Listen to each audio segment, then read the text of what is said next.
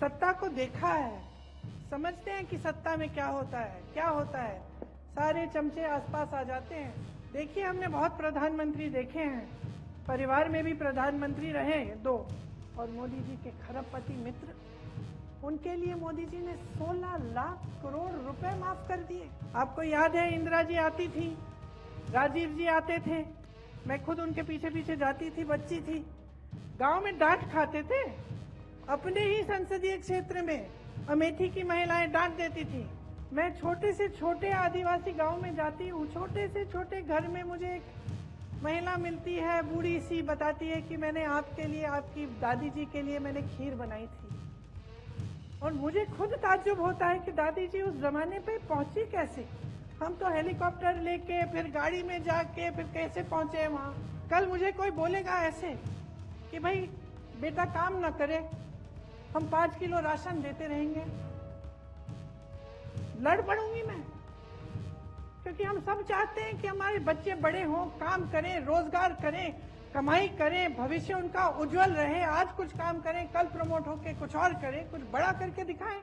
देखिए, हमने बहुत प्रधानमंत्री देखे हैं, परिवार में भी प्रधानमंत्री रहे 2। सत्ता को देखा है, समझते हैं कि सत्ता में क्या होता है। सारे चमचे आसपास आ जाते हैं कि नहीं? सब वही कहते हैं जो आप सुनना चाहते हैं। और अगर नेता समझदार न हो, अगर नेता में ज्यादा अहंकार हो, और अगर नेता आपको अपने आप को सर्वोपरि समझता है, तो वो नेता आस्ते आस्ते खुद भटक जाता है। तो आज के दिन जब हमारे देश के प्रधानमंत्री इतने अहंकारी हैं, आप मुझे बताइए, कोई उनको कुछ कह नहीं सकता।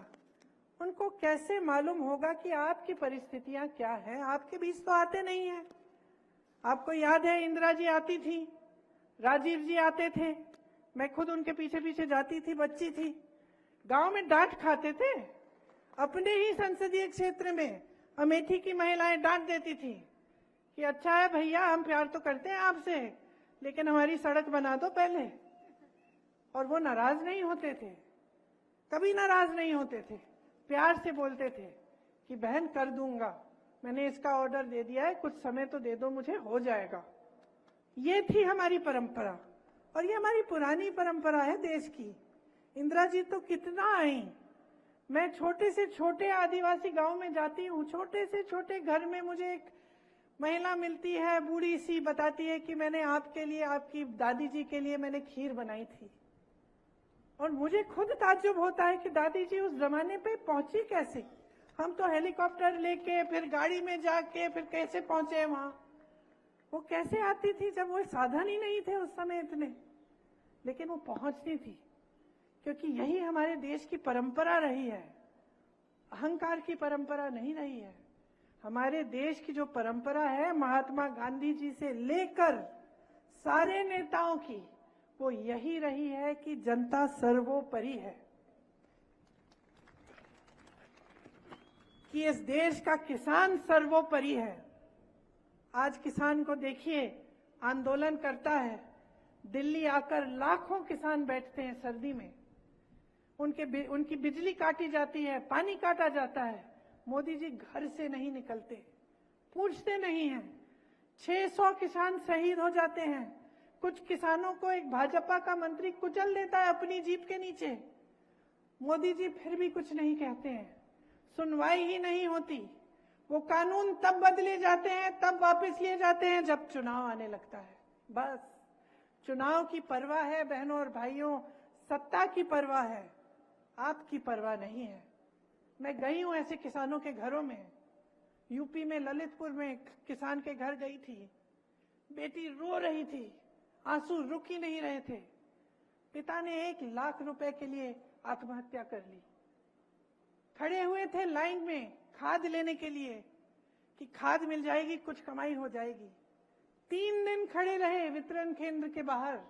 सरकारी वितरण केंद्र भी नहीं था, प्राइवेट था, क्योंकि सरकारी वाला बंद हो चुका था। खड़े रहे, घर नहीं आई। बेटी कहती रही पानी पी लो, कुछ खा लो। नहीं, अगर मैं लाइन छोड़ूंगा मुझे खाद नहीं मिलेगी। घर आते हैं, कुछ नहीं मिला, घर आते हैं आत्महत्या कर लेते हैं। दूसरे एक किसान लाइन में ही मर जाते हैं। 10,000 रुपए के लिए, 50,000 रुपए के लिए, 1,00,000 रुपए के लिए। और मोदी जी के खरबपति मित्र, उनके लिए मोदी जी ने 16 लाख करोड़ रुपए माफ कर दिए। 16 लाख करोड़ रुपए का कर्ज उनका माफ, और किसानों के लिए 1 रुपया कर्ज माफ नहीं किया। कैसी सरकार चल रही है देश में? अपने आप से पूछो। कोई ये नहीं कहता कि उद्योगपतियों को आगे मत बढ़ाओ, बढ़ना चाहिए, रोजगार मिलेगा, चलो आगे बढ़े। लेकिन कभी पहले इस पूरे देश के इतिहास में ऐसा हुआ है कि 5-6 उद्योगपतियों को सारी देश की संपत्ति पकड़ा दी है? देश के बैंक, देश का पैसा, 16 लाख करोड़ रुपए उनको माफ। 15,000 करोड़ का गन्ने का बकाया होता था यूपी के किसानों का कोविड से पहले ही। 15,000 करोड़, इनको आपने 16 लाख करोड़ माफ कर दिए। 15,000 करोड़ का जो गन्ने का बकाया था वो भी नहीं दिया। उसके बजाय 20,000 करोड़ रुपए इन्होंने नए संसद को बनाने में लगा दिए, जबकि अच्छा खासा संसद था। तो सोचिए सरकार सोच क्या रही है, इसकी नीयत क्या है, किसके लिए चल रही है? इस देश के गरीब के लिए चल रही है? इस देश के मिडिल क्लास के लिए चल रही है?